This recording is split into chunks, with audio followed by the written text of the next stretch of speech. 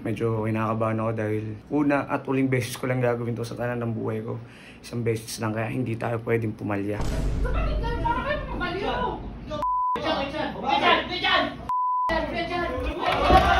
I'll say, will you marry me? I swear that I will mean it. I'll say, will you marry me? Hello guys! What's up sa inyong lahat mga gar? Magandang araw sa inyong lahat. No? So, kung hindi niyo na itatanong, nandito ako sa kwarto ng kapatid ko, si Colleen. Hiniram ko muna tong kwarto niya dahil may sasabihin ako sa inyo na napaka-importante at ngayon lang mismo mangyayari yan. O isang beses lang mismo mangyayari sa buhay ng tao to. So, ayun guys, bali magsisettle for good na ako. Ngayong araw na to is 4th year anniversary namin ng nanay ng anak ko, which is yung kinakasama ko ngayon, or yung magiging future wife ko, si Sam. Ayan. Bali ngayong araw na to is magpo-propose na rin ako. So 4th anniversary namin at ngayong araw na to ay magpo-propose ako sa kanya. Hindi niya to alam pero ewan ko, parang nakakatob na siya guys.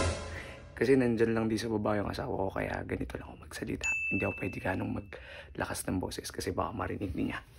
So mamaya may gagawin kami ng mga kapatid ko, pati yung mga tao dun sa camp para dito sa proposal na gagawin ko. So, kita-kits tayo mamaya mga ka-OT. Siyempre, mga solid garnation. Alam nyo na kung sino to. Glik, go, go! So, yun guys, no, medyo kinakabahan ako dahil una at uling beses ko lang gagawin to sa tanan ng buhay ko.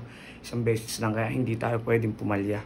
Kung pumalya man, walang problema. As long as na pumayag yung asawa ko na magpakasal sa akin, no.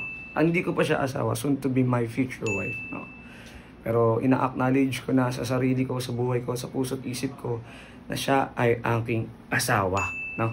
So isang beses lang mangyayari to. Wala sa akin yung yung engagement ring na iwan ko dun sa motor ko, pero mamaya kukunin ko. Tapos magsi-set up na lang ako ng camera dito.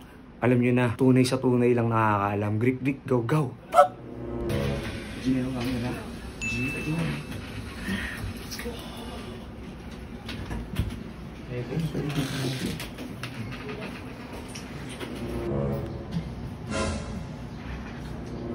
Ako dito, ano yung nangyari sa report mo kay Sengi, coach?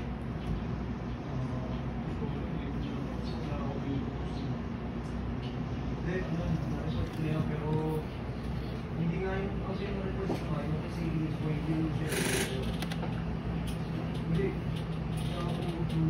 hindi nga, di ba nga sinabi ko nga, kasi ulit. Ayaw mo kasi maniwala sa akin eh, hindi yung ginalawan eh. Gusto yung ginalawan ko. Kaya lang, ginalawan mo nga, hindi ka nga nakinig sa akin po. Ang sabi ko nga, ang gagamitin na yung kay Apong. O ngayon, ayaw yung pag-gamit ni Apong, di ba? Yung Facebook niya. Pwede na sana turuan niyo yung tao kung paano mag-report. Ikaw naman kasi, ano mo rin, goal. Page mo yan eh, ayaw mo ka naman, gusto mo, i-zoom iba.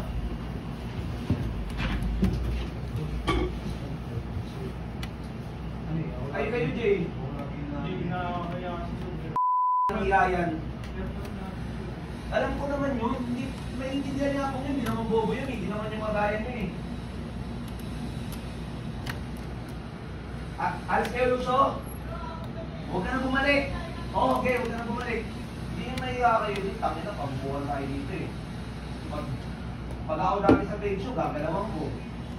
Aayusin ko. Pero yung page na makasama niyo, ayun yung okay, goods yan, goods na leader yan. Okay na leader yan, no? No, coach, no? Kailangan ko naman sila eh. Kinagay ko naman sila ng patient. Ano rin ako, may problema din ako, hindi ko matap. Diyan, yung problema mo, kung ano yung problema niyo sa bahay niya, bayan, doon lang kayo, hindi mo dadalhin dito, trabaho mo doon eh. Kaya ano ko naman, tulungan ko rin ako, hindi paano lagi yung sa akin sisi yung ano eh. Paano sa akin lagi sisi, siyempre ginagalawa ko naman din, di ba? Oo, siyempre ako bilang leader, dapat ka naman sasabihin mo. Siyempre parang nakakamastos, buyang mo ako eh. Tol, walang kuyat sa tol. Sila sige nga oh, sila butsos na, nalarespeto ako oh. Hindi ka lang, tol, siyempre. Kahit nagas mo lang ako, dapat nire-respeto mo. Tol, nire-respeto nga kita. Ang akin lang, butik, nahingin ka. Ang akin lang, tol, galawin mo nga kasi yung kay Senki. Oo nga, galawin mo kasi ang bobo kasi tol eh, ang bobo mo eh. Ang bobo tol. Ni-report ko naman eh. Makinig ka kasi sa akin, hindi, makinig ka sa akin, tol. Sabi mo, gamitin niya yung kay Apong. Bakit kasi ayaw nyo? Pero ang hirap kasi sa'yo, tol. Ang hirap sa'yo, ang bobo mo. Ilan to? Bastos ka. Kung ikaw bastos. Bastos to eh. Wala kang ano eh. Makinig ka sa akin. Ay, Ay, gago ka pala eh. Ito ang puta. Bastos talaga ako, bakit? Bastos talaga ako, ano? Bobo ang puta. Sinasabi ko nga tol eh. Kay Senki nga inaayos eh. Hindi yung sa anong city yan sa face. Mahal mo nga, may stress ka lang. Yun ang te. Huwag ka na bumalik dito, te. Sinugan yung ugali mo. Ikaw kung ano. Hindi na nito. Hirap niya kasi bastos ka eh. Oo, bastos talaga ako. Kasunod ko. Ang gagawin ako. Kapatid ka, para kayo mabaliw! Bechan!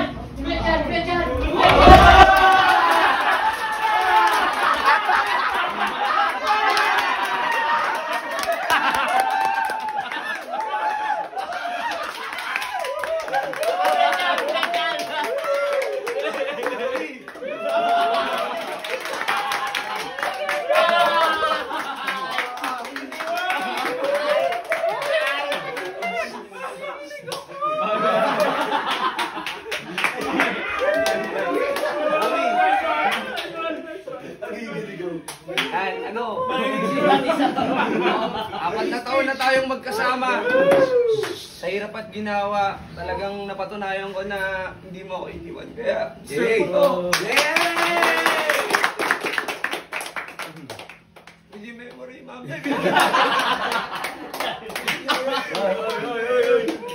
Will you marry me? Yan, totoo na to, hindi na to joke.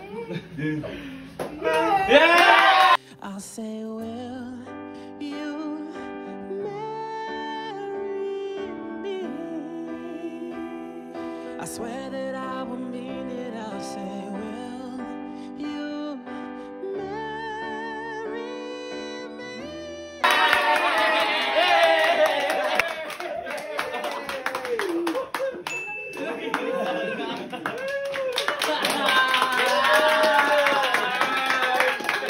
Thank you. Nakakaiyak. First time ko nakakanginig. First time ko to, guys. Kaya, salamat sa inyo. Salamat. Sobrang salamat. Gayon, Best Actor Award goes to Otits. Congrats, team.